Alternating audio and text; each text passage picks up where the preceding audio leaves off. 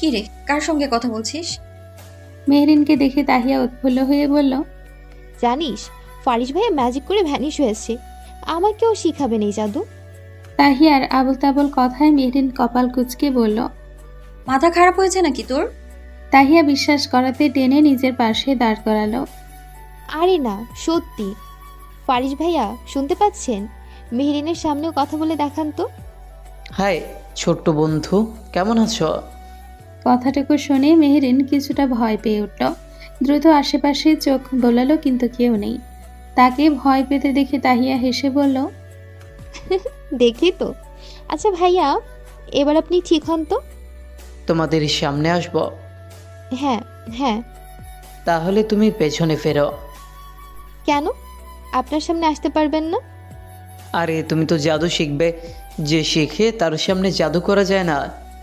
সহজ সরল তাহিয়া তার কথা মতোই পেছন ঘুরে দাঁড়ালো। তবে মেহরিনের মনে হচ্ছিল কোনো ঘাপলা আছে। যা ভেবেছে তাই হলো। ফারিস রেলিংয়ের নিচ থেকে উঠে দাঁড়ালো। তা দেখে মেহরিন ফিক করে হেসে দিল। ফারিস ইশারায় চুপ থাকতে বলল। চোখ টিপ দিয়ে তাহিয়াকে বলল। এবার তাকাও। তাহিয়া সঙ্গে সঙ্গে ঘুরে দাঁড়ায়। তাকে দেখে অবাক হয়ে বলল, ওয়াও, আপনি সত্যি সত্যি জাদু পারেন? তো এতক্ষণ কি আমি মিথ্যা বললাম? যাও, শেখাবো না। তাহিয়া সঙ্গে সঙ্গে চুপ হয়ে মুখ ইনোসেন্ট করে বলল, না না, প্লিজ শেখান। আমার অনেক দিনের শখ জাদু শিখবো। ওকে, যেহেতু এত করে রিকোয়েস্ট করছো, শেখাবো। আমি কিছু মন্ত্র বলবো, সাথে সাথে উচ্চারণ করবে, কেমন?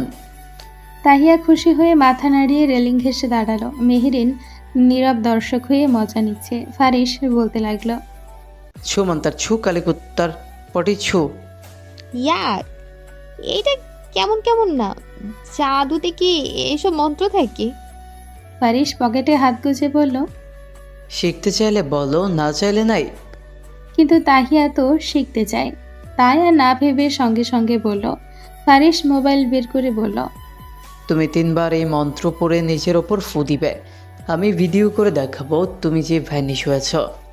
তাহিয়া সম্মতি জানিয়ে 3বার উদ্ভট মন্ত্রটি পড়ল ও নিজের গায়ে ফু দিল। সঙ্গে সঙ্গে জিজ্ঞেস করলো। আমাকে কি এখন দেখা যাচ্ছে? ফারিস অবাক কণ্ঠে বলল, ও মা, তাহিয়া কোথায় তুমি? প্রথমবারই পেরেছ?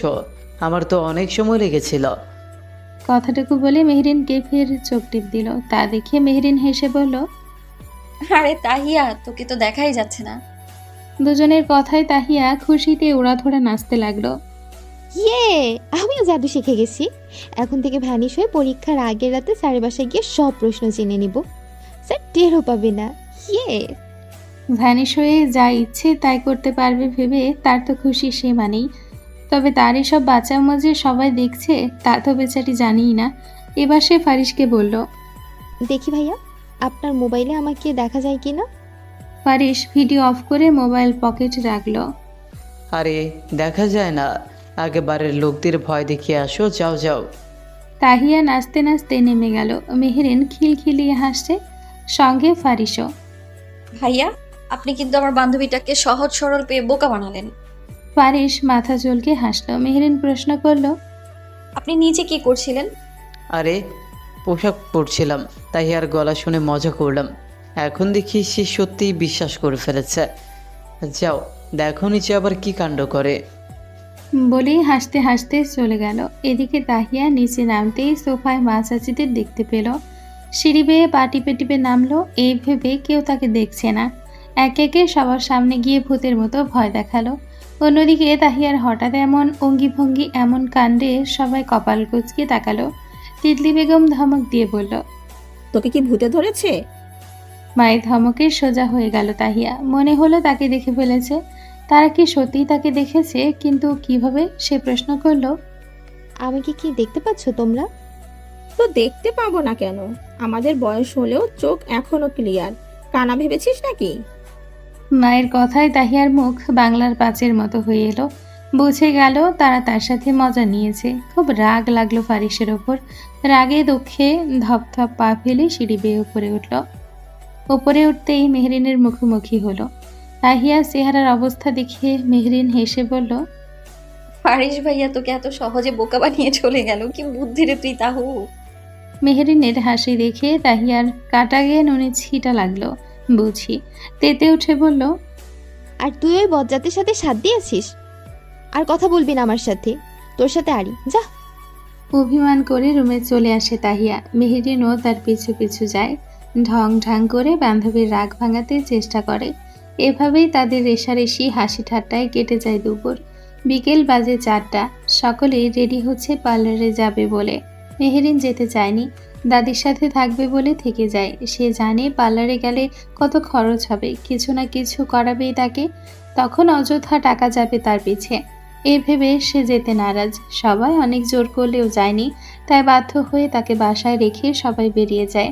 বাসায় এখন মোট 3 জন, দাদি, মেহরিন আর কাজের খালা। 3 জনে ঘরে বসে গল্প আর আড্ডায় সময় কাটাচ্ছে। মেহরিনের সময় ভালোই যাচ্ছে তাদের সাথে। তার মধ্যে কলিং বেলের শব্দে মেহরিন যায় দরজা খুলতে। দরজা খুলতেই তালহাকে দেখতে পায়। এত তাড়াতাড়ি চলে এসছে দেখে প্রশ্ন করলো, আপনি এত তাড়াতাড়ি চলে এলেন যে? তালহা কোট খুলতে খুলতে ভেতরে এসে সোফায় বসে বলল। এমনি এক গ্লাস ঠান্ডা পানি দিতে পারবে?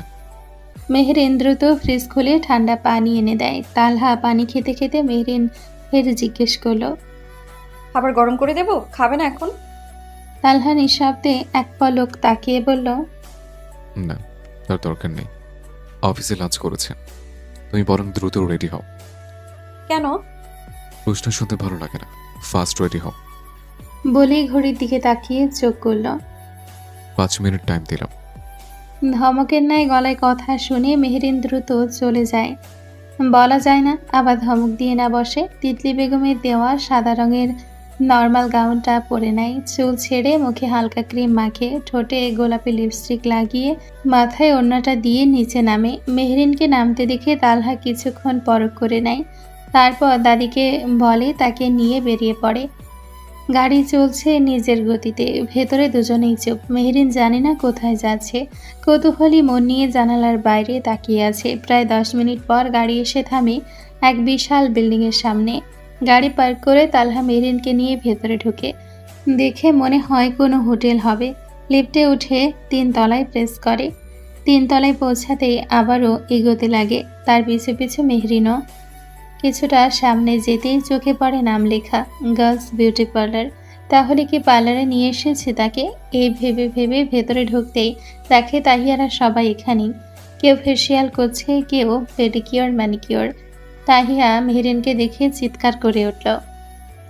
আরে মেহেরিন, এই যে আমি। তার ডাকে বাকিরাও তাকিয়ে দেখে বিস্মিত দৃষ্টিতে। সে তো আসতে চায়নি, আবার তালহার সাথে এসছে যে, এ প্রশ্ন সকলের চোখে।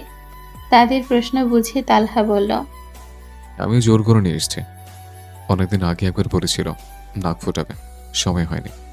আজ যেহেতু তোমরা এসেছ, ভাবলাম তোমাদের সাথে করে নেবে। বলেই তালহা তাকালো মেহরিনের দিকে। মেহরিন অবাক চোখে হাঁ করে তাকিয়ে থাকে। কি সুন্দর মিথ্যা বলে লোকটা। আমি তো কোনোদিন বলিনি নাক ফোটাবো।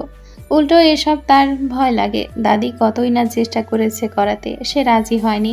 ভীত কণ্ঠে ফিসফিসিয়ে বলল, আপনি মিথ্যে বলছেন কেন? আমি করব না। তালহা চোখ গরম করতেই সে চুপসে গেল। তিতলি বেগম এক কর্মী মেয়েকে ডেকে বললে মেয়েটি কাছে এসে মেহরিনকে চেয়ারে বসতে বলে। ভয়ে ভয়ে সে এগিয়ে গিয়ে বসল। পাশে তালহা দাঁড়িয়ে, বাকিরা ব্যস্ত নিজেদের নিয়ে। মেয়েটি কলম দিয়ে মেহরিনের নাকের জায়গা মতো মার্ক করে, তারপর বন্দুকের মতো একটা যন্ত্র হাতে নেয়। তা দেখে মেহরিন নড়ে চড়ে উঠল। সে যে ভয়ে কাঁপছে স্পষ্ট দেখা যাচ্ছে। তানিয়া বেগম দূর থেকে বললেন, তালহা, মেয়েটার হাতটা ধর, ভয় পাচ্ছি তো। আমি এখন আসতে পারছি না, পায়ে ক্রিম লাগানো। চাচির সাথে সাথেই তিতলি বেগমও বললেন। হ্যাঁ, হাতটা ধর, ভাব, ভয় পাবে নয়তো। তাদের কথা শুনে তালহা হাত বাড়িয়ে দিল। মেহরিন ভয়ে তা চেপে ধরে। মেয়েটি নরম গলায় বুঝিয়ে বলছে, ভয় পেও না, কিছু হবে না, পিঁপড়ার কামড়ের মতো লাগবে শুধু। এই কথাগুলো বলতে বলতে হঠাৎ ওই যন্ত্রে চাপ দেয়। এক মুহূর্তে কিছু একটা ঢুকে যায় তার নাকে। সঙ্গে সঙ্গে মেয়েটি একটা নাকফুল পরিয়ে দেয়। মেহরিন হালকা ব্যথায় কেঁপে ওঠে। তালহার হাত আরও জোরে চেপে ধরে। তালহা নিশ্চুপ ভঙ্গিতে তাকিয়ে আছে। মেয়েটি মেশিনটি সরিয়ে রেখে নাক ফুলে নিচের অংশ লাগাতে গেলে তালহা থামিয়ে দেয়। পকেট থেকে ছোট্ট একটা সোনার নাকফুল বের করে দিয়ে বলল। চেঞ্জ করুন, এটা পরিয়ে দিন। মেয়েটি আমতা আমতা করে বলল। স্যার, এখন খুলে আবার লাগালে ব্যথা পাবো তো। ইমিটেশন পরালে ইনফেকশন হবে, ফার্স্ট এটা পড়েন। আর কিছু না বলে মেয়েটি আগেরটা খুলে সোনার ছোট্ট স্টার ডিজাইনের নাকফুলটা পরিয়ে দেয়। মেহরিন দাঁত চেপে ব্যথা সহ্য করছে। নাকফুলটা লাগানোর সময় সে হালকা চিৎকারও দিয়ে ওঠে। তালহা সঙ্গে সঙ্গে ধমক দিয়ে বলে। সুন্দর করে পড়াতে পারেন না, ব্যথা পাচ্ছে কেন? তার ধমকে মেয়েটি চুপ মেরে যায়। তিতলি বেগম হেসে বললেন। আরে নাক ফুটালে এমন ব্যথা লাগেই। নাকফুল পরাতে মেহরিন হেলান দিয়ে বসে পড়ে, মাথা ধরেছে, নাকটা ব্যথা করছে। তালহা শান্ত চোখে তাকিয়ে তার দিকে। চিকন সরু নাকে নাকফুলটা যেন ভীষণ মানিয়েছে। ডায়মন্ড হলে হয়তো আরও ভালো লাগতো। মনে মনে কথাটি ভাবে তালহা, কিন্তু তখন এমন ছোট সাইজে ডায়মন্ডের নাকফুল পায়নি। বড়গুলো আনলে আবার বয়স অনুযায়ী বেমানান লাগতো, তাই এটা এনেছিল। নাক থেকে চোখ সরিয়ে পুরো শরীরটা একবার পরখ করলো সে। কিছু একটা ভেবে আনমনে মুচকি হেসে পকেট থেকে প্যারাসিটামল বের করে মেহরিনের হাতে দেয়। নাও, এটা খেয়ে নিও। তারপর মায়ের দিকে চেয়ে বলে। আম্মু, আমি যাচ্ছি অফিসে, তোমরা সন্ধ্যার আগে বাড়ি চলে যাও কিন্তু। বলেই সে বেরিয়ে যায়। অন্যদিকে মেহেরিন আয়নায় নিজেকে দেখে মুগ্ধ। নাকফুলটা তার মুখের কোমলতা আরেকটু বাড়িয়ে দিয়েছে যেন। বাকিরাও প্রশংসা করছে। এক মেয়ে তো প্রশ্ন করেই বসেছিল তালহার বউ কিনা। তিতলি বেগম হেসে না বলেন। তাকে সোনার নাকফুল দিয়েছে বিষয়টা নিয়ে কেউ তেমন মাথা ঘামায়নি, কারণ তিতলি বেগমকে আগেই বলে রেখেছিল তালহা। সন্ধ্যের দিকে সকলে ফিরে আসে বাসায়। এখন তাদের কালকের জন্য সব আয়োজন শুরু। কি কি লাগবে লিস্ট করে করে পাঠাচ্ছে কর্তাদের কাছে। সকলেই কালকের দিন নিয়ে বেশ এক্সাইটেড, বিশেষ করে ঋতু। শিকদার ভিলা সকাল সকাল মেতে উঠেছে আনন্দ উৎসবে। বাড়ির বড় মেয়েকে দেখতে আসবে আজ, সেই জন্য তো আয়োজনের শেষ নেই। বাড়ির কর্তারা সোফায় বসে চা নাস্তায় খোশ গল্প মেতে উঠেছে, আর কর্তীরা যেন রান্নার প্রতিযোগিতায় লেগেছে। গুনে গুনে 10 রকমের আইটেমের লিস্ট করেছে। একে একে সব রান্নায় বসিয়েছেও। তাদের একটাই কথা, বিয়ে হোক না হোক শিকদার বাড়ির গিন্নিদের হাতের রান্না খেয়ে যেন আঙ্গুল চেটেই যায়। সামান্য পাত্রী দেখতে আসবে, এতেই তাদের এত এলাহি কাণ্ড দেখে মেহরিন অবাক, যেন আজই বিয়ে। তাদের গ্রামে তো পাত্র দেখতে আসলে জল নাস্তা খাইয়ে বিদায় করত, আর বিয়ের দিন 2-3 পদের রান্না, সাথে পোলাও। পর মুহূর্তে নিজেকে ধাতস্থ করে নেয় সে। বড় লোকের আলাদা কারবার, নিজের সাথে তাদের তুলনা করে কি লাভ? তাহিয়া নাস্তা খেয়ে আবার ঘুমিয়ে পড়েছে। মেহরিন এতক্ষণ রুমেই ছিল, তবে ভালো লাগছে না আর বসে থাকতে, তাই নিচে যাওয়ার উদ্দেশ্যে ঘর থেকে বের হয়। তালহার দরজা পেরোতে পেরোতে কয়েকবার উকি ঝুঁকি দেয় ঘরে, তবে অন্ধকার, জানালা বন্ধ। আজ নাস্তার টেবিলেও তাকে পায়নি। মনটা আনচান আনচান করছে তাকে একটু দেখবে বলে। শুক্রবারে তালহার এই এক অভ্যেস, বেলা করে ঘুমোনো। তালহাকে নিয়ে নানা কথা ভাবতে ভাবতে দরজা ছাড়িয়ে যেই সিঁড়িতে পা রাখবে অমনি মোবাইলের রিংটনে থেমে যায়। পেছনে ফিরে বোঝার চেষ্টা করে শব্দটা কোথা থেকে আসছে। একটু এগিয়ে বুঝতে পারে তালহার রুম থেকেই। তা দেখে দ্রুত এগিয়ে গিয়ে দরজার ধারে দাঁড়িয়ে পড়ে।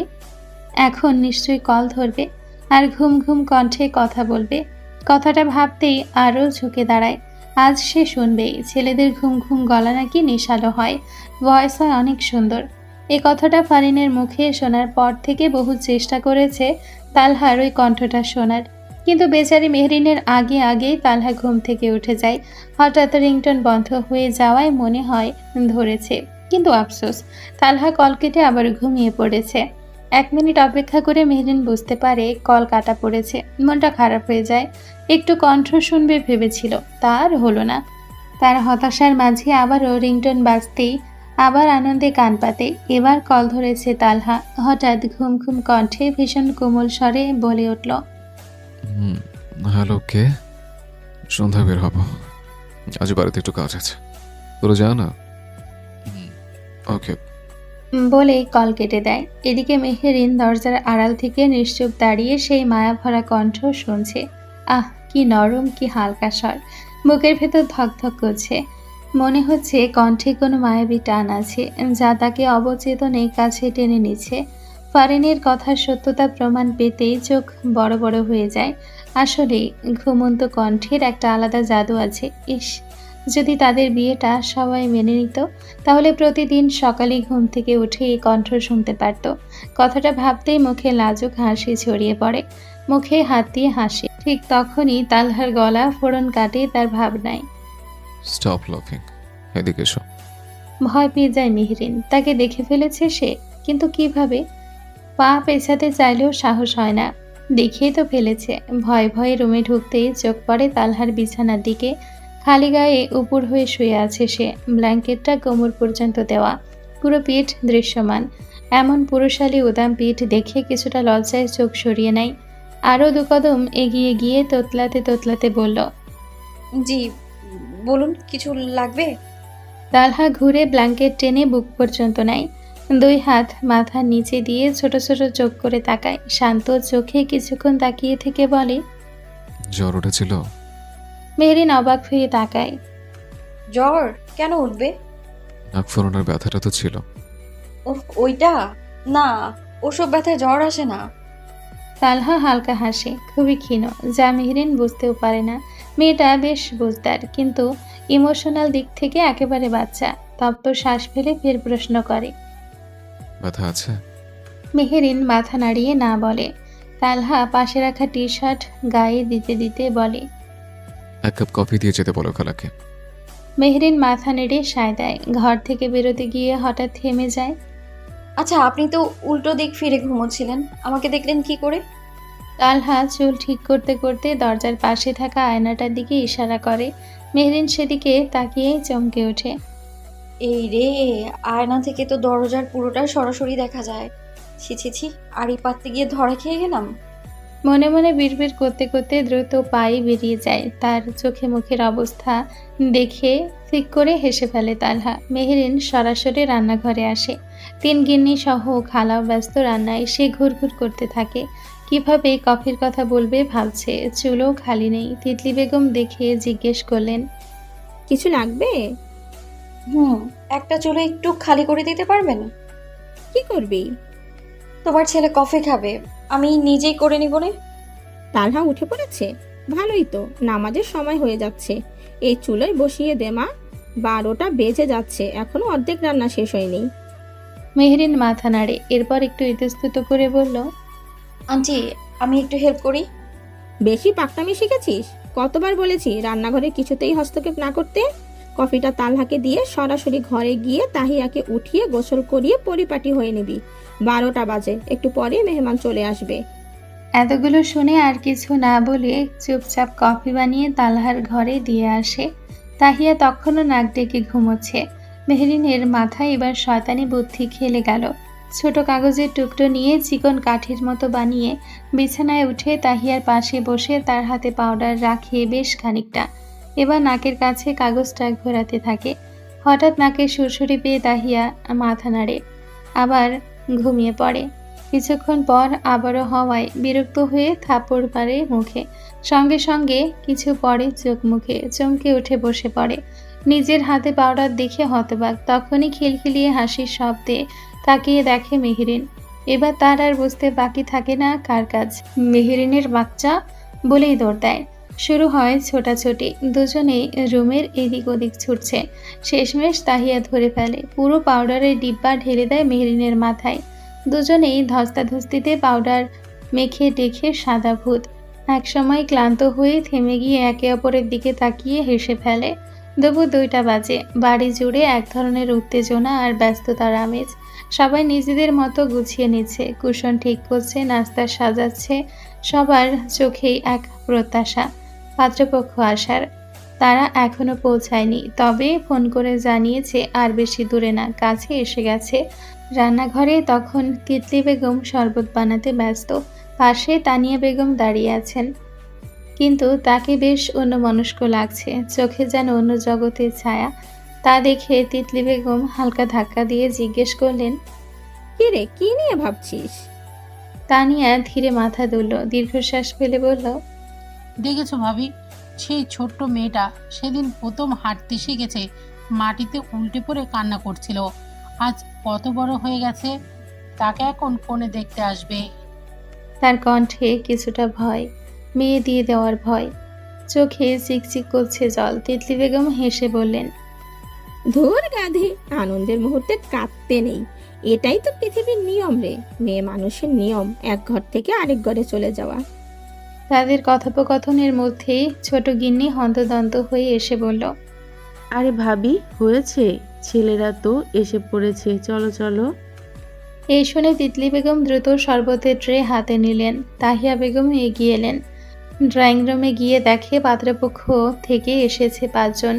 ছেলের বাবা, মা, ছোট বোন আর দাদি। সবাইকে হাসি মুখে আপ্যায়ন করে বসানো হয়। পরিবেশটা প্রথমে বেশ মিষ্টিই গেল। ছেলের বাবা মা ভদ্রভাবে কথা বলছেন, ছেলেটিও বিনয়ী। তালহা গিয়ে ছেলের সঙ্গে হ্যান্ডশেক করে টুকটাক কথা বলে। আর বৃদ্ধা মহিলাটি অর্থাৎ ছেলের দাদি, রুদ্রের দাদির সঙ্গে এমন আলাপে মেতে উঠলেন যেন বহুদিনের চেনা। চারিদিকে হাসির গুঞ্জন, গল্পের রেশ, নাস্তার সুগন্ধ। গিন্নিরা একের পর এক নাস্তা পরিবেশন করছেন টেবিলে, যেন রঙে গন্ধে ভরে গেছে। এমন সময় ছেলের মা হঠাৎ নাক গজকে বললেন, এমা, নাস্তা খাইয়েই পেট ভরাবেন নাকি? কথাটুকু যেন এক নিমিষে পুরো পরিবেশ বদলে দেয়। সবাই থতমত খেয়ে যায়। এমন কথা কেউ আশা করেনি। শেখদার বাড়ির লোকদের মুখে মুহূর্তেই বিব্রত হাসি। তিতলি বেগমের মুখের কোণ শুকিয়ে যায়, সাথে তার বাকি যাদেরও। অবস্থা বুঝে ছেলেটি গলা খাকারি দিয়ে হেসে বলে, ও মনে কিছু করবেন না, আমার মা একটু রসিকতা করতে ভালোবাসেন। বলে কড়া চোখে তাকাতে মহিলাটিও হেসে মাথা নেড়ে যোগ করলেন, মানে ওই আর কি। সবাই তখন বাধ্য হয়ে হেসে ওঠে, যেন অস্বস্তিটা ঢেকে দেওয়া যায়, কিন্তু ভেতরে ভেতরে একটা অচেনা দাগ রেখে যায় কথাটা। ছেলের মা ঠিক মন জোগায় না। তার ভেতরে এক ধরনের দাম্ভিকতা, অহংকারের রেশ। বারবার নিজের ছেলের কৃতিত্বের কথা টেনে আনছেন, বড় বড় আলাপ দিচ্ছেন। আমার ছেলে এই করেছে, ওটা করেছে। তার বিপরীতে বাকিরা বেশ আন্তরিক, সহজভাবেই মিশছে। একটু পরেই তারা বললেন, চলেন এইবার মেয়েটাকে ডেকে আনা যাক। তালহা উঠে যায় উপরে, তাহিয়াদের ডেকে বলে। ঋতুকে নিয়ে নিচে এসো। ঋতু তখন সাজগোজ করে প্রস্তুত। পিঙ্ক আর হোয়াইটের মিশ্রণে সুন্দর কারুকাজ করা 3 পিস পরেছে। মাথায় হালকা ওড়না টানা, মুখের স্বাভাবিক কিন্তু একটু উত্তেজিত ভাব। সে একা একাই সিঁড়ি পর্যন্ত এসে থামে না, একাই নিচে নামতে শুরু করে। তা দেখে 2 বোন দৌড়ে গিয়ে তার হাত ধরে ফিসফিসিয়ে বলে, আরে আপু দাঁড়াও, এত তাড়া কিসের? এভাবে গেলে ওরা ভাববে মেয়ে তো বিয়ে পাগল। ঋতু বোনদের কথায় চোখ গরম করে তাকায়, তারপর তাদের হাত ধরে নামতে থাকে। অন্য পাশে মেহরিনও ধীরে ধীরে নামছে, কিন্তু ঋতুকে ধরার সাহস পাচ্ছে না। যে রাগিয়ে মেয়ে নিচে পৌঁছাতেই তানিয়া বেগম ইশারা করেন। তা দেখে ঋতু সবাইকে মুখে সালাম দেয়। ছেলের দাদি খুশি হয়ে তাকে পাশে বসায়। টুকটাক প্রশ্ন করলে সবগুলোর উত্তর দেয় ঋতু, খুব বিনয়ী ভঙ্গিতে। তারপর হঠাৎ ছেলের দাদি বলে ওঠেন, আমার বউ পছন্দ। মুহূর্তে লজ্জায় ঋতুর মুখ লাল হয়ে ওঠে, মাথা নিচে করে ফেলে। ছেলের মা বাবাও খুশি মুখে একে একে সম্মতি দেন। এবার আলাপ এগোয়, কথা বাড়ে, শর্ত প্রস্তাব সবই আলোচনা হয়। তবে তালহা জানায় আগে তারা দেখবে, তারপর তাদের পক্ষ থেকে উত্তর যাবে। এক পর্যায়ে ছেলে মেয়েকে আলাদা করে কিছুক্ষণের জন্য কথা বলতে পাঠানো হয়। ছেলের মা তখন কৌতূহল ভরে জানতে চান, এই যে ওদের সঙ্গে দাঁড়িয়ে ছিল 3 জন মেয়ে, ওরা কে? তিতলি বেগম হেসে উত্তর দেন, একটা আমার মেয়ে আর একটা ঋতুর বোন, আর ওটা আমার বোনের মেয়ে। কথাটা শুনে মেহেরিন এক মুহূর্তের জন্য চুপ হয়ে যায়, তার চোখে বিস্ময়ের ছায়া। দ্রুত চোখে তাকায় ওনার দিকে। তিতলি বেগমের চোখে তখন একরাশ মায়া, চোখের দৃষ্টিতে যেন বললেন, চিন্তা করিস না, তুইও আমারই মেয়ে। তা দেখে মেহেরিন মৃদু হাসল, কৃতজ্ঞতার হাসি। এভাবেই কেটে যায় আরো 2 ঘন্টা। সবাই মিলে খাওয়া দাওয়ার পর আড্ডার পরিবেশ যেন আরো উজ্জ্বল হয়ে উঠেছে। মূলত সাদের দাদি মানে ছেলের দাদি সব নাতি নাতনিদের একত্র করেছে, সাথে তাদের দাদিও উপস্থিত। 2 দাদি যেন এক মঞ্চে 2 প্রধান অভিনেত্রী। হাসি ঠাট্টায় গল্প করতে করতে সবাইকে আনন্দিত করে তুলছে দুজনেই। পাশে সিঙ্গেল সোফায় তালহা নীরবে বসে ফোনে ব্যস্ত। মেহরিন ফাঁকে ফাঁকে আর চোখে তালহার দিকে নজর রাখে। আজ তালহা সাদা পাঞ্জাবি পরেছে, চুল কপালে ছড়িয়ে ছিটিয়ে, শুধু তাই নয়, আজ যেন একটু বেশি ওড়াউড়ি করছে এদিক সেদিক। হয়তো শ্যাম্পু করেছে চুলে। চোখে মোটা ফ্রেমের পাওয়ারি চশমা, যা দেখলে বোঝা যায় মোবাইল বা ল্যাপটপের সঙ্গে তার কতটা ঘনিষ্ঠতা। মোবাইলের স্ক্রিন চশমায় হালকা প্রতিফলিত হয়ে দেখা যাচ্ছে। মেহেরিন সেটা লক্ষ্য করে চোখ ছোট ছোট কুঁচকে বেশি দেখার চেষ্টা করে, তবুও দূর থেকে কি করছে বুঝে ওঠা কষ্টসাধ্য। হঠাৎ তালহা চোখ তুলে তাকাতেই দুজনের চোখ মিলে গেল। মেহরিন কিছুটা থমকে যায়। তালহা ভ্রু উঁচিয়ে কি জিজ্ঞেস করতেই মেহরিন মাথা এদিক সেদিক করে কিছু না ইশারা করে চোখ নামিয়ে নেয়। দাদিরা গল্পের মোড় ঘুরিয়ে হঠাৎ তাদের নিজস্ব বিয়ের গল্পে চলে এসেছে। কে কিভাবে বিয়ে করেছে, কি কাহিনী ছিল, সবই মনোযোগ দিয়ে শোনা হচ্ছে বাকিদের। তালহা দাদির কথার পালা শেষ হতে না হতেই সাদির দাদি উঠে পড়ে তার বিয়ের কথাটা বলার জন্য। তিনি খানিক পাঞ্চি বিয়ে বলতে লাগলেন, আমার বিয়ের কথা শুনে বেশ মজা পাবে। আমার তো কট খেয়ে বিয়ে। বাকিটুকু আর বলতে পারল না। দুপাশ থেকে হঠাৎ কাশির শব্দ উঠে যায়। একসঙ্গে কাশির শব্দে পরিবেশ হঠাৎ নীরব হয়ে যায়। সকলেই কথাবার্তা থামিয়ে তাদের দিকে চেয়ে। তালহা আর মেহরিন দুজনেই তা বুঝতে পেরে চট করে কণ্ঠ একটু নিচু করে আনে। একে অপরের দিকে চোরা চোখে তাকাতেই সঙ্গে সঙ্গে আবার চোখ সরিয়ে নেয়। মেহরিন কাশতে কাশতে মাথায় হালকা চাপড় দেয়। দেখা মাত্রই তালহার দাদি দ্রুত হাত পিঠে ঘষতে লাগেন, আর তিতলি বেগম ছুটে যায় ছেলের কাছে। আজব তো, দুটো একসাথে ভীষণ খেলে কি করে? কিছুই তো খাচ্ছিলিও না। এই তাহিয়া, পানি আন মা, তাড়াতাড়ি।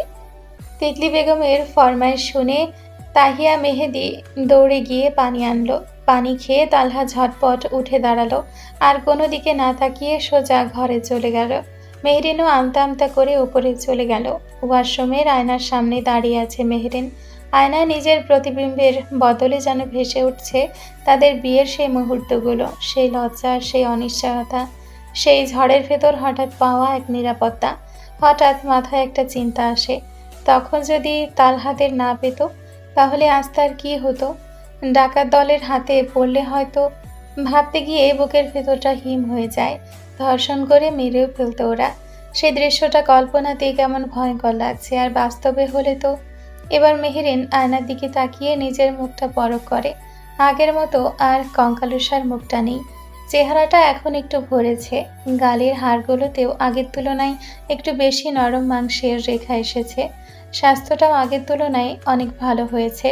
চোখে একরাশ আলো, তাতে জীবনের ছোঁয়া। মনে পড়ে যায় অতীতটা। নিজের আপন চাচার ঘরে দুই বেলা কোনো মতে খেতে পেলেও পরের বেলায় দাদি লুকিয়ে খাবার দিতেন। সেই বাড়িটা যেন তার জীবনের সবচেয়ে বড় কারাগার ছিল। আর আজ অচেনা এই বাড়িতে একবেলা না খেলেই তিতলি বেগম চিন্তিত হয়ে পড়েন। কি অদ্ভুত না জীবনটা! পর আপন অথচ আপন পর, কথাটা কেমন ছন্নছাড়া, তবুও সত্য। সে ওখানে পেয়েছে আতঙ্ক, আর এখানে পাচ্ছে নিরাপত্তা, যত্ন। তবে কি আল্লাহ তার কষ্ট সহ্য করার জন্য উপহার হিসেবে এগুলো দিয়েছেন? তবে কতদিন থাকবে এই সুখ? মেহরিন আয়নায় নিজের চোখের দিকে তাকায়। এই যানজট ঢাকা শহরে এখন একা হাঁটার কথা ভাবলেই বুক ধড়ফড় করে ওঠে। আর তখন কিনা একা নিজের জীবন সুন্দর করার আশায় পালিয়ে এসেছিল সে। ভাবলে হাসিও পায়, তখন কতটা সরল ছিল সে। একা থেকে জীবন সুন্দর করা যায় বুঝি। তখন তো একটুখানি ভাবনাও আসেনি, সে কি নিজে দায়িত্ব নিতে পারবে, নিজেকে সামলাতে পারবে। ভাবতে ভাবতে গায়ে কাঁটা দিয়ে ওঠে। একটা হালকা স্রোতের মতো অনুভব বুকের ভেতর বয়ে যায়। তালহা না থাকলে হয়তো আজ মেহরির নামটা হারিয়ে যেত কোথাও। তালহায় তাকে বাঁচিয়েছে, শুধু জীবন নয়, নিজের কাছে ফিরিয়ে দিয়েছে। এক ঝাপটা পানি মুখে ছিটিয়ে বেসিনে হাত রেখে দাঁড়ায় সে। চোখে এক অদ্ভুত ঝলক, ঠোঁটে কেঁপে ওঠে একটুখানি হাসি। আপনি আমার জীবনের শুভাকাঙ্ক্ষী হলেও আমি আপনার সবচেয়ে বড় ঝামেলা। কথাটা উচ্চারণ করতেই নিজেই হালকা হেসে ওঠে। তবে সেই হাসির আড়ালে চোখ ভরে ওঠে পানিতে। গাল বেয়ে টুপটাপ করে গড়িয়ে পড়ে জল। মৃদু স্বরে প্রায় ফিসফিস করে বলে, এই পৃথিবীতে আমার একটাই আপনি। এই আপনিটাকেই আমি পাগলের মতো ভালোবাসি। বিশ্বাস করেন, আপনি আমার আবেগ নন, আপনি আমার ভালোবাসা, যাকে বলে সত্যিকারের নিখাত ভালোবাসা। এই কথাগুলোর পরপরই তার চোখে নেমে আসে এক নিস্তব্ধতা। শুধু আয়নায় নিজের ভেজা চোখের প্রতিবিম্বটা দেখে মনে হয় ভালোবাসা হয়তো ঠিক এমনই হয়, যা মানুষকে ধ্বংসও করে আবার বাঁচিয়েও দেয়। সে যে এমন একজনকে মন দিয়ে বসেছে যে ধরা ছোঁয়ার বাইরে। হালকা ফুপিয়ে ওঠে মেয়েটি। এতদিনে তার জীবনে কোনো পিছু টান ছিল না। এক দাদি ছিল, সেও নেই। জীবনটা বেশি তো কাটছিল। তাহলে কেনই তালহা এলো? কেন এমনভাবে এলো যে তার ভেতরটাকে ওলটপালট করে দিল? ভাবতে ভাবতে বুকটা ভরে আসে। বারবার মনে হচ্ছে সেদিন ওদের হাতে পড়ে যদি মরে যেত, তাহলে হয়তো এই ছোট লোকি মনটা আজ এত বড় ধাপ নিত না। তালহার বিয়ে হলে তার কি হবে? সে কি সহ্য করতে পারবে সে দৃশ্যটা? তালহা অন্য কারো পাশে দাঁড়িয়ে আছে, অন্য কারো নামের সঙ্গে জুড়ে আছে তার নাম। মুহূর্তে বুকের মধ্যে একটা জেদ, এক অজানা তীব্রতা দপ করে জ্বলে ওঠে। নিজেরই অজান্তে ঠোঁট কেঁপে ওঠে, বলে ফেলে, আপনি অন্য কারো হলে আমি তাবিজ করে আপনার সংসার নষ্ট করে দিব। কথাটা মুখ থেকে বেরোতেই নিজেই আটকে ওঠে। এসে কি বলল? সে যে জানে কারো খারাপ চাওয়া পাপ, আর সে কিনা নিজের ভালোবাসারই খারাপ চাইলো। এটা তো মহাপাপ। অপরাধ বোধে বুকটা হু হু করে ওঠে। নিজের মনকে ঘৃণা লাগে ঘৃণ্য মনোভাবের জন্য। মানুষ যখন যোগ্যতার বেশি কিছু পেয়ে যায়, তখন যেমন অহংকারে ভরে ওঠে মন, তার কাছে মনে হচ্ছে তার মনটাও ঠিক তেমনই লোভী হয়ে উঠেছে। নিজের অবস্থান কোথায় তা যেন ভুলেই বসেছে। তালহা যে বড্ড দামি, এই চিন্তাটা ঘুরেও তার মাথায় এলো না। তালহা যোগ্য সে নয়, এই চরম সত্যটা যেন হঠাৎ আঘাত করলো মাথায়। তার মন তা মানতে নারাজ, তবে তার মস্তিষ্ক বলছে তাই। দুই হাত দিয়ে চুল টেনে ধরে বাথরুমের দরজার পাশে বসে পড়ে। পাগলের মতো লাগছে নিজেকে। জীবনটা কেমন যেন গুলিয়ে গেছে। আবেগ, যুক্তি, ঠিক ভুলের সীমা মিলেমিশে একাকার হয়ে গেছে। বিড়বিড়িয়ে বলে ওঠে, না না মেহরিন, তুই তার খারাপ চাইতে পারিস না। উনি যেন অনেক ভালো থাকে, অনেক সুখী হয়। বেশ কিছুক্ষণ নিজের সাথে বোঝাপড়ার পর উঠে দাঁড়ায়। শাওয়ার অন করে শাওয়ারের নিচে দাঁড়িয়ে থাকে স্থির হয়ে। পানির প্রতিটা ফোঁটা তাকে ধুয়ে দিচ্ছে। সাথে যেন সব অপরাধবোধ, সব জ্বালা মিশে যাচ্ছে সে পানির স্রোতে। অশান্তি কিছুটা কমে আসছে। ঠোঁট কাঁপছে, চোখ বন্ধ করে ফিসফিসিয়ে বলে, তবে মনে রাখবেন তো আমায়? এক মুহূর্তের জন্য হলেও আমি আপনার বউ। মনে রাখবেন আমায়? সময় কেটে যায়। প্রায় আধা ঘন্টা পর ভেজা শরীরে বাথরুম থেকে বের হয় সে। কাপড় আনি নিশে। তাহিয়া যদি নিচে থাকে তাহলে এখন ডেকে আনাও সম্ভব নয়। ভেজা চুল থেকে টুপটুপ করে পানি পড়ছে। ঘর ভিজে যাবে ভেবে এক ছুটে ওয়ার্ড্রোবের দিকে পা বাড়ায়। ঠিক সেই সময় দরজা ঠেলে কেউ বড় বড় পা ফেলে ঢুকে পড়ে। মেরিন, নিচে। বাকিটা মুখে আনার আগেই থেমে যায় তালহা। সামনের দৃশ্যটা দেখে যেন শ্বাস আটকে যায় তার। এক মুহূর্ত নীরবতা, তারপর আচমকা দরজা বন্ধ করে ছিটকানি লাগিয়ে দেয়। মেহেরিন সেই শব্দে কেঁপে ওঠে। গায়ের ভেজা ওড়নাটা টেনে ঠিক করে নেয় দ্রুত। তারই মধ্যে বাইরে থেকে দরজায় টপাটপ বাড়ির আওয়াজ। এই ভাইয়া, তুমি আবার এখানে ঢুকে দরজা লাগালে কেন? সবাই ডাকছে, নিচে আসো। মেহেদির গলায় তালহা ভারী স্বরে বলল। তুই যা, ভাই আসছে। বলতেই সে চলে যায়। তালহা পেছন ঘুরে হাত বুকে গুজে দাঁড়ায়। চোখের দৃষ্টিটা তীক্ষ্ণ, কণ্ঠে রুক্ষতা। জ্বর বাঁধানোর ইচ্ছে? মেহেরিন মাথা নিচু করে, কাপা গলায় বলে, না। তালহার কণ্ঠ আর গম্ভীর হয়ে ওঠে। এই অসময়ে ভিজলে কেন? আর পানিতে এতক্ষণ ছিলে কেন? আপনি বুঝলেন কি করে আমি অনেকক্ষণ ছিলাম? তালহা ঠোঁট চেপে শান্ত স্বরে বলে। তোমার চোখ দেখিয়ে বোঝা যাচ্ছে। মেহেরিন আরো অবাক হয়। চোখ দেখেও এত কিছু বোঝা যায়। তালহা কত ট্যালেন্টেড ভাবতে একটুখানি হেসে ওঠে। ওয়াও, আপনি তো অনেক জ্ঞানী। মানুষের চোখ দেখেই সব বলে দিতে পারেন, সব। হ্যাঁ, আর এখন এটাও বলতে পারি তুমি একটা গাধা। হ্যাঁ? তালহা এবার জোরেই ঝাড়ি দিয়ে ওঠে। হ্যাঁ নয় হ্যাঁ, তাদের কাপড় বদলাবি ইডিয়েট। সাধে কি কথা বলি? নিজের চিন্তা নিজের নেই। তালহার কড়া ধমকে চমকে ওঠে মেহেরিন। দ্রুত পা বাড়ায় ওয়ার্ড্রোবের দিকে। আর চোখে একবার তাকাতেই দেখে তালহা মুখ ফিরিয়ে অন্যদিকে তাকিয়ে আছে। মুখটা কেমন যেন চুপচাপ গম্ভীর। ওয়ার্ড্রোব খুলে তাড়াহুড়ো করে কাপড়টা নিয়ে ফিরে আসে। পা টিপে টিপে হাঁটছে, পড়ে না যায় সেই ভয়ে। তবে তালহার সামনে দিয়ে যেতে নার্ভাস লাগছে। দ্রুত তাকে পেরিয়ে যেতে গিয়েই অঘটনটা ঘটে। তখনই পা পিছলে ভারসাম্য হারিয়ে ফেলে। ভয়ে হালকা শব্দ করে ওঠে। আহ! সঙ্গে সঙ্গে চোখ খিচে বন্ধ করে নেয়। এদিকে মেহরিনের হঠাৎ চেঁচিয়ে ওঠায় পাশ ফিরতেই তালহা সেকেন্ডে 2 কদম এগিয়ে আসে। 2 হাতে তাকে আঁকড়ে ধরে কোনো রকমে, কিন্তু ভেজা মেঝেতে তারও পা পিছলে যায়। ব্যাস, দুজনেই ধপাস করে মেঝেতে পড়ে যায় একসাথে। ব্যথার ধাক্কায় সাথে সাথে দুজনের মুখ থেকে একসাথে বেরিয়ে আসে। আহ! মেহরিন নিচে, তার উপরে তালহা পড়েছে। তালহার বাম হাত মেহরিনের মাথার নিচে, ডান হাত মেঝেতে ঠেকানো। তার পুরো শরীরের ভর এসে পড়েছে মেহরিনের ওপর। চোখ মুখ খিচে সামনে তাকাতেই এক মুহূর্তের জন্য যেন তালহার পৃথিবী থেমে যায়। এমন এক পরিস্থিতি, দুজন এত কাছাকাছি, অজানা ঘোর বশ করে তাকে। এক ধ্যানে তাকিয়ে আছে ভীত মেহরিনের মুখের পানে। অন্যদিকে মেহরিন ভয়ে চোখ বন্ধ করে আছে। ভেবেছিল মাথা বুঝি ফেটেই গেল, কিন্তু আশ্চর্য, মাথায় একটুও ব্যথা লাগেনি। চটজলদি চোখ খুলতেই চোখে পড়ে তালহার মুখ, তার একদম সামনে। এক নিঃশ্বাস দূরত্বও নেই তাদের মাঝে। চোখাচোখি হতেই দুজনের দৃষ্টি থেমে যায় সেখানেই। সময় যেন হিম হয়ে দাঁড়িয়ে গেছে। দুজন ডুবে গেছে অনুভূতির গভীর তলায়, যেখানে ঢোকার রাস্তা জানা থাকলেও বের হওয়ার রাস্তা গোলকধাঁধার চেয়ে কম নয়। তালহার মুখে ব্যথার ছাপ স্পষ্ট। তার চোয়াল শক্ত, হয়তো দাঁত চেপে রেখেছে ব্যথায়। চুলগুলো এলোমেলো হয়ে কপালে পড়ে আছে। গরম নিঃশ্বাস এসে মেহরিনের মুখ ছুঁয়ে যাচ্ছে বারবার।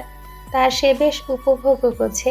দুজনেরই হৃদস্পন্দন বেড়ে চলেছে। অনুভব করছে একে অপরের দ্রুতগতির হৃদস্পন্দন। বুকের ভেতর কেমন যেন অজানা এক স্রোত বয়ে যাচ্ছে। মেহরিন হালকা কাঁপছে। এক হাতে তালহার পাঞ্জাবির কলার শক্ত করে ধরে রেখেছে, অন্য হাতটা তার কাঁধে। আনমনেই সেই হাতটা আরেকটু নামিয়ে তালহার হৃৎপিণ্ড বরাবর রাখে। তার হার্টবিট যেন সুপার ফাস্ট স্পিডে চলছে। এই বুঝি বুক চিরে বেরিয়ে এলো বলে দ্রুত হাতটা সরিয়ে ফেলে মেহরিন।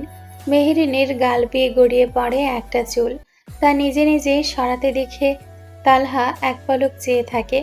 চুলগুলো মেহরিনের মুখ স্পর্শ করছে দেখে রাগে চোখে নজর কড়া হয়ে ওঠে।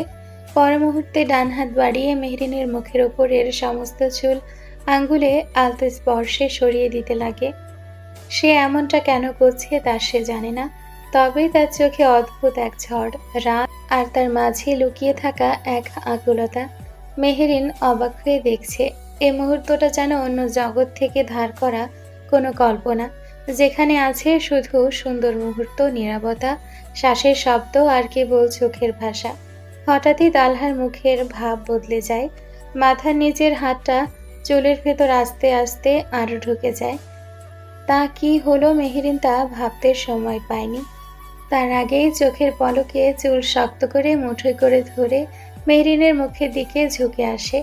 মেহরিন বুঝে ওঠার আগেই তালহা ঠোঁট এসে ছুঁয়ে যায় তার ঠোঁটে, যেন হঠাৎ বজ্রপাতের মতো কঠিন ছোঁয়া তেড়ে এসেছে, যা অবাধ্য অথচ গভীর।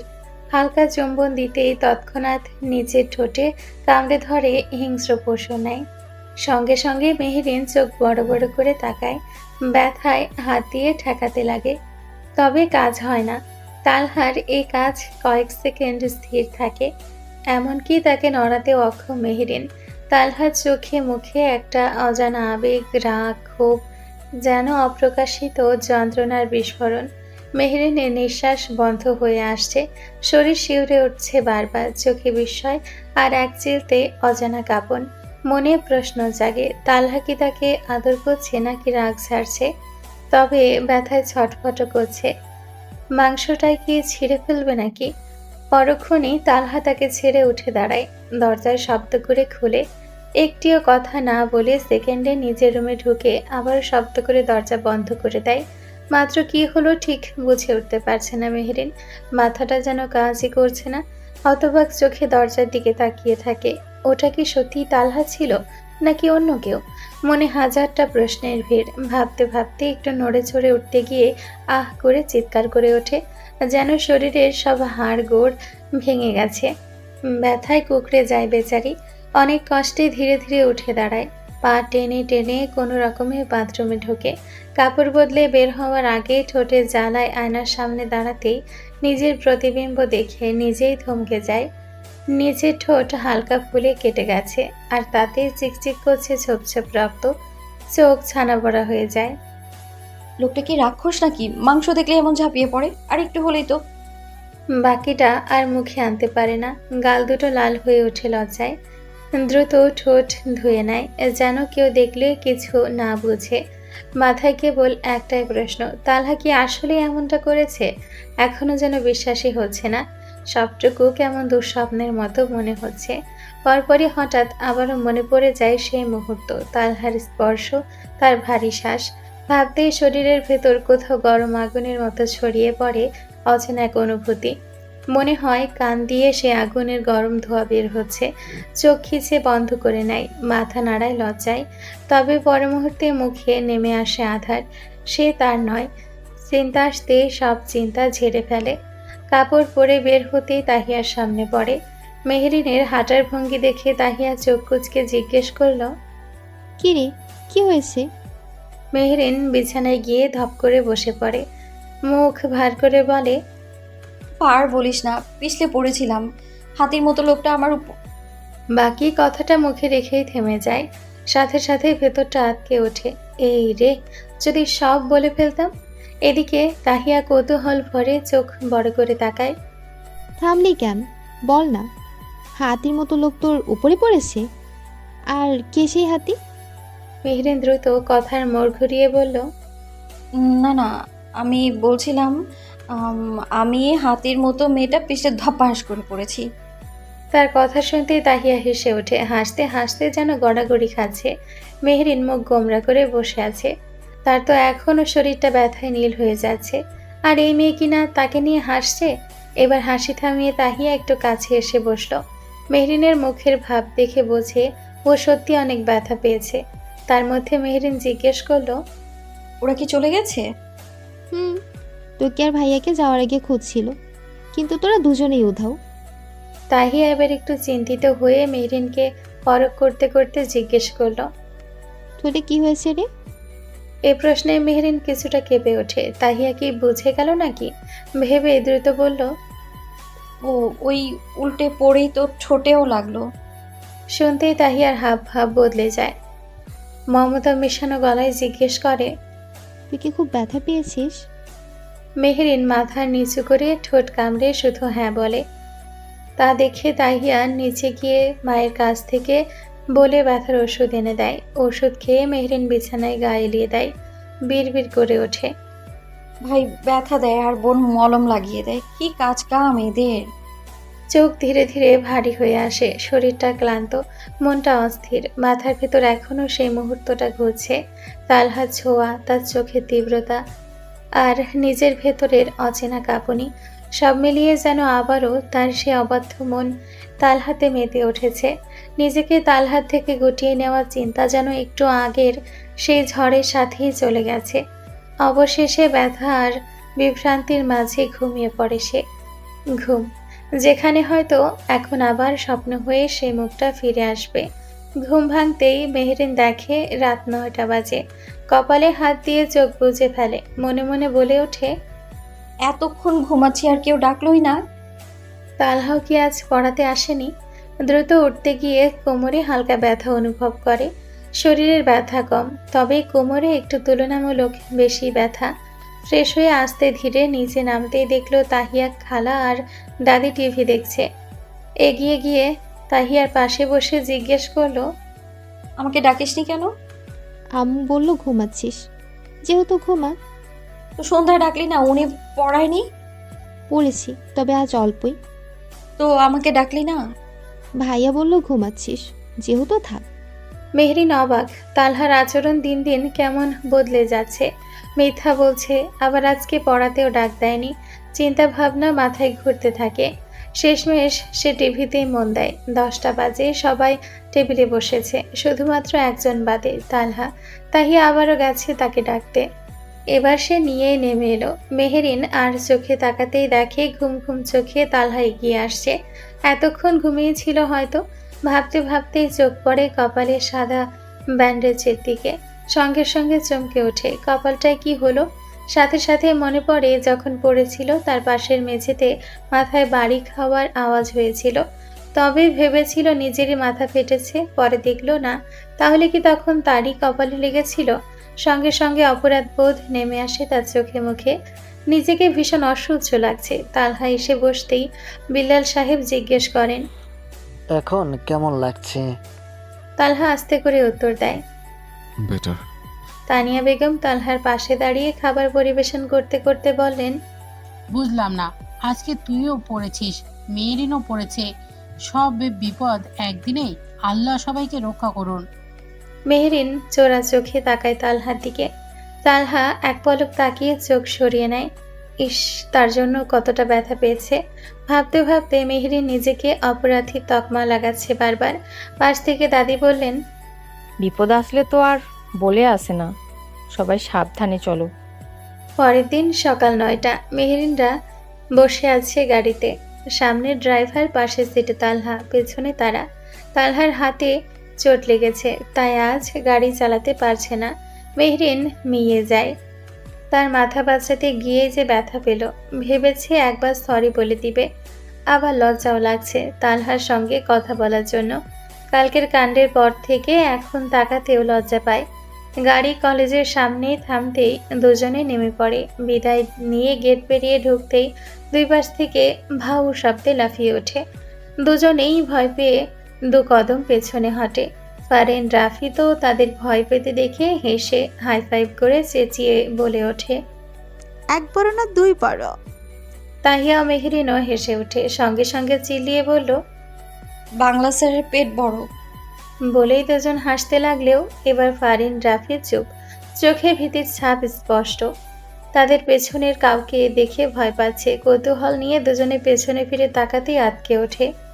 পেছন ফিরতেই তাহসানকে দেখতে এই দুজন হালকা কেঁপে ওঠে। তাহসান কড়ার চোখে তাকিয়ে তাদের দিকে ধীর পায়ে একটু এগিয়ে এসে দাঁড়ায়। ভারী কণ্ঠে জিজ্ঞেস করলো, এসব কি মেহরিন, তাহিয়া? মেহরিন তাহিয়া দুজনেই মাথা নিচু করে ফেলে। তা দেখে তাহসান একই কণ্ঠে বলল, আর যেন এসব মজা করতে না শুনি। একবার যদি অন্য টিচার্সদের কানে যায় গার্জিয়ান ডাকবে। দুজনেই মাথা নেড়ে একসাথে বলে উঠল, সরি স্যার, আর হবে না। তাহসান এক পলক মেহরিনের দিকে তাকিয়ে সাইড কাটিয়ে সোজা চলে যায় অফিস রুমে। সকাল 9টা। ক্লাসরুমে সবাই চুপচাপ বসে ফিজিক্স ক্লাসে মনোযোগ দিয়েছে। বাতাসে একটা হালকা থমথমে অনুভূতি। কাগজের পাতায় খসখস শব্দ আর শিক্ষক বোর্ডে লিখছেন। সব মিলিয়ে শান্ত গম্ভীর মনোযোগী পরিবেশ চারদিকে।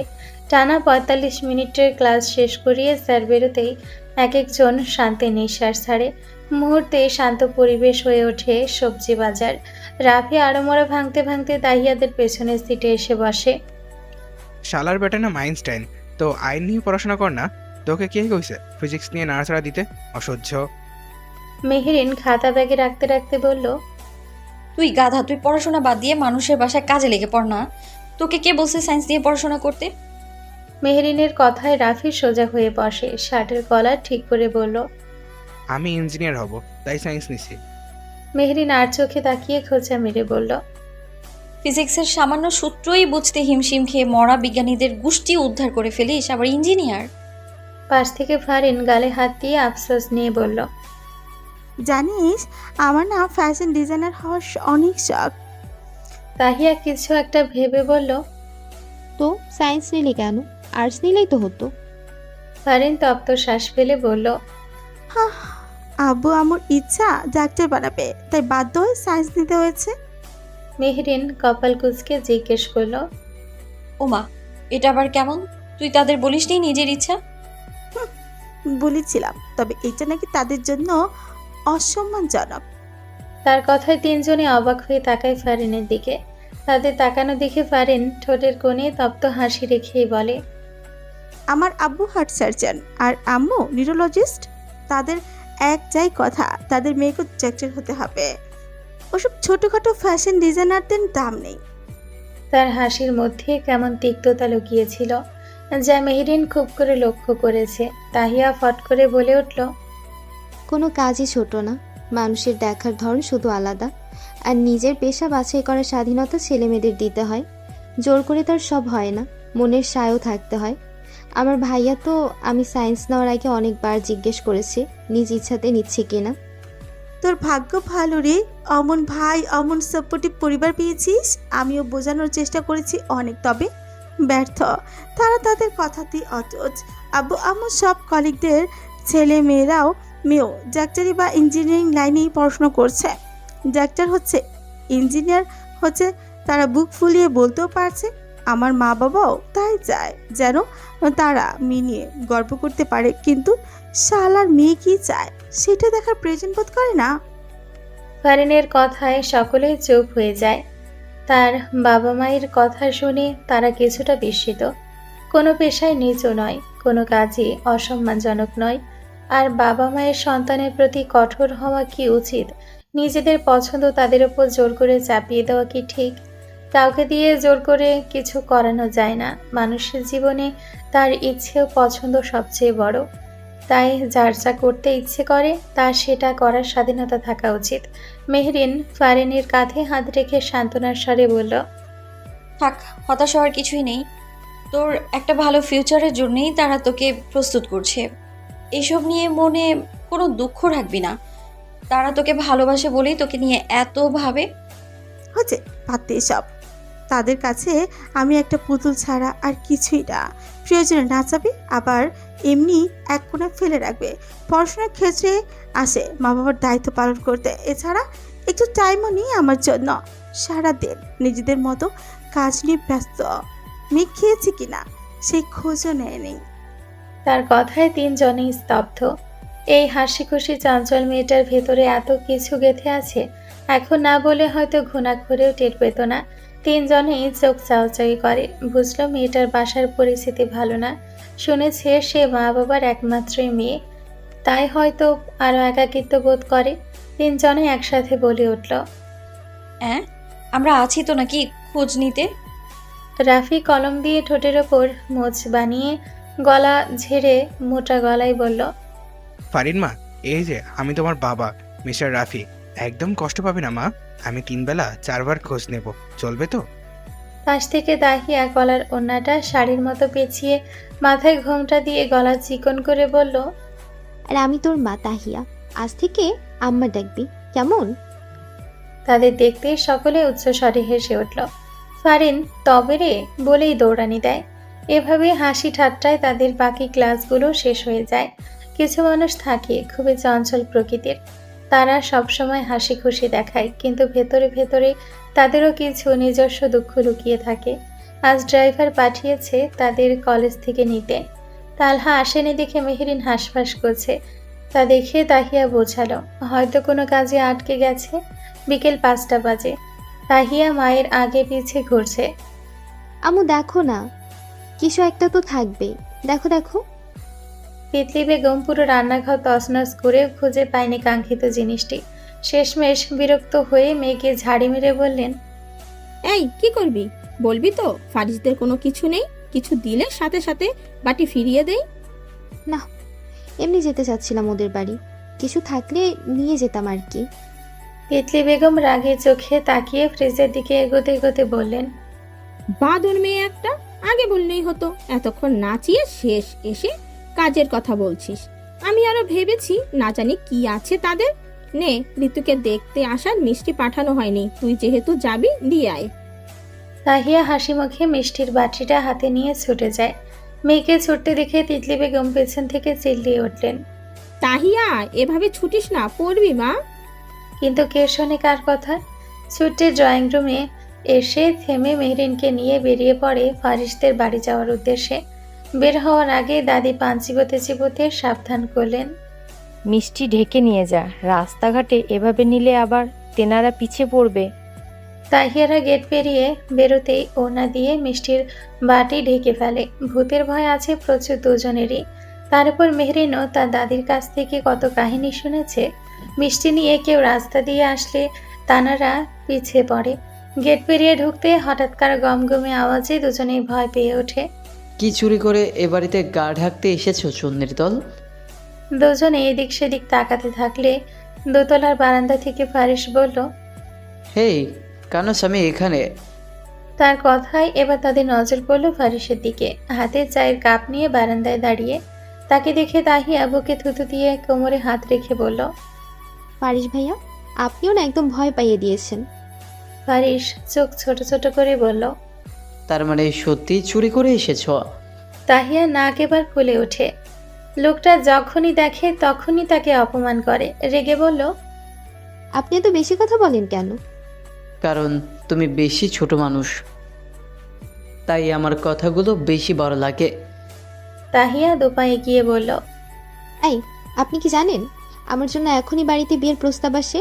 তার মানে আমি ছোট নই, বিয়ের বয়সী হয়ে গেছি। কথাটুকু ভাব দেখিয়ে বলতে ফারিসের চোখ মুখে রং হঠাৎ বদলে যায়। চোয়াল শক্ত হয়ে আসে। রাগের চোখে একবার তাকিয়ে চুপচাপ ঘটঘট পায়ে ঘরে চলে যায়। কোনো উত্তর না দিয়ে চলে যেতে দেখে তাহিয়া বেশ অবাক। মেহরিন ফারিসকে লক্ষ্য করে বলল, ফারিস ভাইয়া হঠাৎ রেগে গেল কেন? তাহিয়া এগিয়ে যেতে যেতে অবাক কণ্ঠে বলল, আমিও তো জানি না। আমার কথার পাল্টা জবাবও দিলেন না। এত ভালো মানুষ কি করে হলেন? চিন্তার বিষয়। আচ্ছা, উনি কি পড়াশোনা বা চাকরি কিছু করে না? যখনই দেখি বাড়িতেই। আরে, উনি তো এতদিন আমেরিকায় ছিলেন। এসেছেন তুই আমাদের বাড়িতে আসার কয়েকদিন আগে। ইন্টার শেষ হয় স্টাডির জন্য গিয়েছিলেন। এখন ওখানেই সেটেল হয়ে গেছেন। বেড়াতে এসেছেন দেশে। আর মেবি বেশি দিন থাকবেন না। বিয়ে করে হয়তো বউ নিয়ে চলে যাবেন।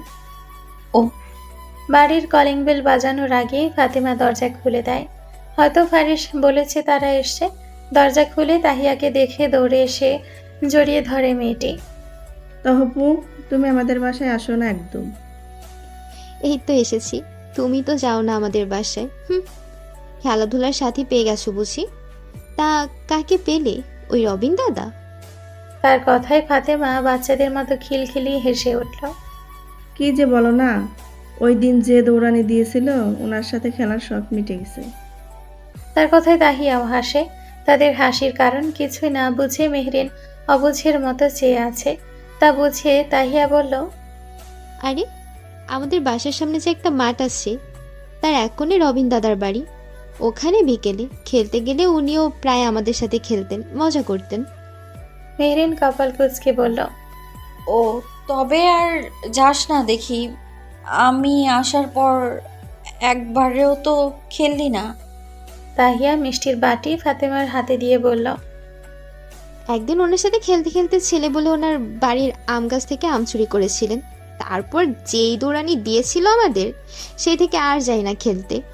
আবার ফাতেমা, তারপর দলের আরও কতজনেরও পরীক্ষা শুরু হয়েছে, তাই খেলা বন্ধ ছিল। দল কথাটুকু শুনে মেহরিন প্রশ্ন করতে তাহিয়া বলল, আমাদের পাড়ার পুচকে জ্ঞান, পরে পরিচয় করাবো নে। এখন চল, আগে মিশন সাকসেসফুল করি। তারপর ফারিসের আম্মু দাদিরা তাহিয়ার সাথে টুকটাক কথা বলতে লাগে। আর সেই ফাঁকেই তাহিয়া মেহরিনকে পরিচয় করায়। তার সাথেও তারা বেশ ভালোই মিশে গেছে। কথার মাঝে ফারিসের দাদি ফারিসের মাকে বললেন, বৌমা, যাও ওদের একটু করে আচার এনে দাও তো। আচারের নাম শুনতেই তাহিয়া চোখ জলজলে হয়ে উঠল। পাশ ফিরে মেহরিনের দিকে তাকিয়ে একবার হেসে নিল সে। এটাই ছিল তাদের ফার্স্ট মিশন, ফারিসের দাদির আচার খাওয়া। আর সেই মিশন তাহিয়ার সাকসেসফুল হয়েছে। তাহিয়ার এই বাচ্চামি দেখে মেহরিন মনে মনে হেসে উঠল। ফারিসের মা আচার দিয়ে রান্নাঘরে চলে গেলে তাহিয়া মনের সুখে আচার খেতে থাকে আর আচারের প্রশংসা করতে থাকে। তার প্রশংসায় দাদি খুশি হয়ে তাকে আরও একটু তুলে দিলেন। তা দেখে তো তাহিয়াকে আটকায় কে, সোফায় দুপা তুলে বসে আরো প্রশংসা জোরে দিল। ওফ দাদি, তোমার হাতের যে জাদু! এত মজার আচার! দাদা তো নিশ্চয়ই আচার খেয়ে তোমার জন্য পাগল হয়েছিল। আমারই তো ইচ্ছে করে তোমার আচার টানে তোমার বাড়িতে সারা জীবনের জন্য চলে আসি। কথাটুকু উচ্চারিত হতেই ওপর থেকে কেউ গম্ভীর সুরে বলে উঠল, তোমাকে তো এমনিতেই আসতে হবে। ফারিসের কণ্ঠ শুনে তাহিয়া চটজলদি সিঁড়ির দিকে তাকায়। দেখে ফারিস পকেটে এক হাত দিয়ে দাঁড়িয়ে আছে। সঙ্গে সঙ্গে প্রশ্ন করলো। এমনিতে কিভাবে আসবো? ফারিস এক পলক তাকিয়ে বলল, আমার দাদির আচার খাওয়ার জন্য। বলেই ফাতেমাকে ডাকলো। ফাতেমা, ভাইয়ের জন্য এক গ্লাস পানি আনিস তো। ফারিস চলে যেতেই তাহিয়াও সেসব কথা মাথা থেকে ঝেড়ে ফেলল। তবে ফারিসের দাদি মিটিমিটি হেসে উঠলেন। পাশে মেহরিন চুপচাপ বসে তাদের কাহিনী দেখছে। তার মনে কিছু খটকা লাগলেও সেসবে সেও পাত্তা দিল না। তাহিয়া দ্রুত আচার খেয়ে উঠে বাটি হাতে ফাতেমার পিছে রান্নাঘরে ছুটে যায়। তাকে দেখে ফারিসের মা এগিয়ে এসে বাটি নিয়ে বললেন,